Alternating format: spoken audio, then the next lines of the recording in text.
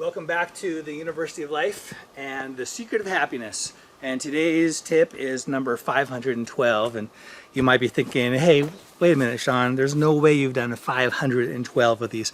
And you're right, but that's kind of the point, because the point is that you don't have to do these in any particular order. You can plus, plus, minus, minus, any order you want, whatever works for you, whatever is convenient, easy, fun, challenging, whatever you choose. And by the way, that plus, plus, minus, minus, that is the actual happiness equation. And if you're interested, you can learn all about that and a lot more in my book, The Happiness Equation, all about this, from which many of these tips come.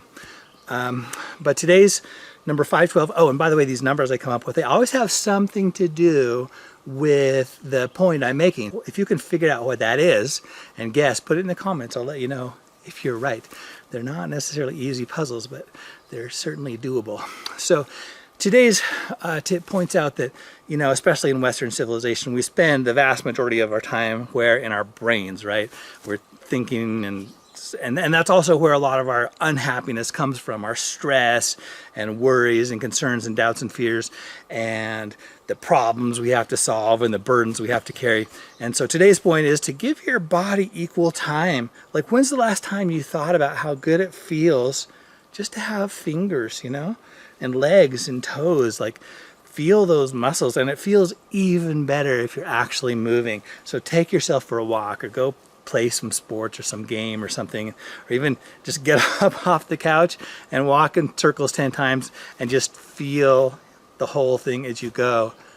I almost guarantee, I don't know, it's hard for me to imagine that it's not going to make you feel better even doing just that. And if it works for you, then it'll remind you to try again soon and to make it a habit, because the more exercise you get, obviously you feel better and better. When I first started running, I mean, I hated running. Like, jogging down the street, it made my brain want to explode.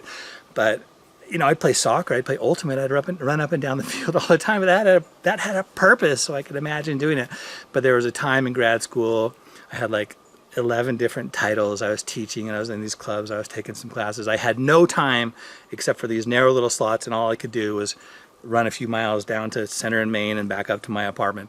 And after about 3 weeks, all that madness of just running down the street was gone. And the first step off my porch felt so good.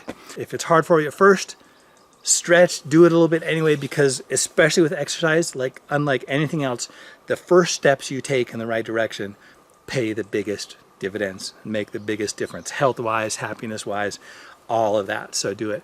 It also makes me think of when I was a kid, my dad read me that Jack London book, To Start a Fire, short story maybe, and I've read it since, and I don't remember it the way I remember him telling it, but what I remember is the guy is in Alaska and he goes outside and it's like negative 120 or negative 60 or something, just way too cold to be outside, and he's not prepared. And of course they didn't even have Gore-Tex and puffies back then, so he was freezing to death, and he was trying to start a fire and he couldn't get it going.